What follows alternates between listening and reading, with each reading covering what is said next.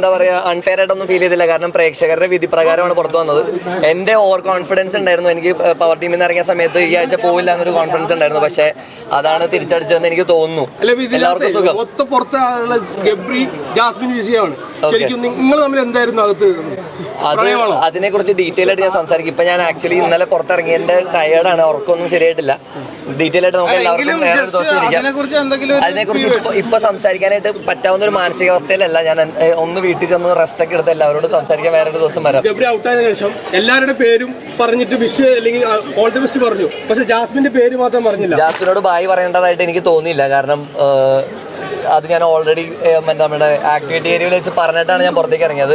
പിന്നെ ആ പ്രഷറിൽ എനിക്ക് ആ വീഡിയോ കണ്ട സമയത്ത്, AV കണ്ട സമയത്ത് മൈൻഡ് വേറൊരു സ്ഥലത്തായിരുന്നു. അപ്പോൾ അതിന്റെ പ്രഷറിൽ ഞാൻ വിട്ടുപോയത്. ഞാൻ എല്ലാവരും പറയണമെന്നൊന്നും ആഗ്രഹിച്ചിട്ടല്ല.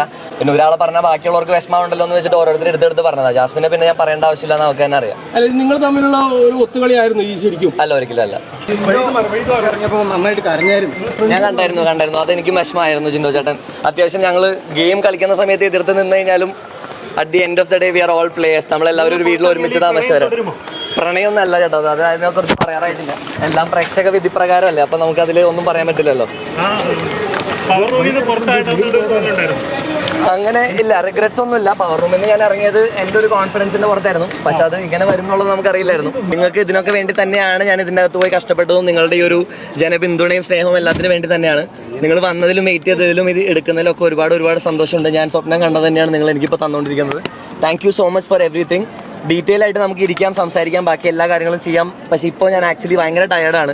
ഇന്നലെ എവിക്ഷൻ കഴിഞ്ഞപ്പോൾ തൊട്ട് ഭയങ്കര തിരക്കില് ഓട്ടത്തിലും പരിപാടികളിലായിരുന്നു. അതിന്റെ കുറെ പരിപാടികളുണ്ടായിരുന്നു. ഒറ്റ വാക്ക്, അത് പ്രണയമായിരുന്നു. അതിനെ കുറിച്ച് ഇപ്പൊ പറയാറായിട്ടില്ല. പ്രണയമായിരുന്നു അല്ലെന്ന് പറയാൻ എന്താ ബ്രോ ടൈം എടുക്കണം?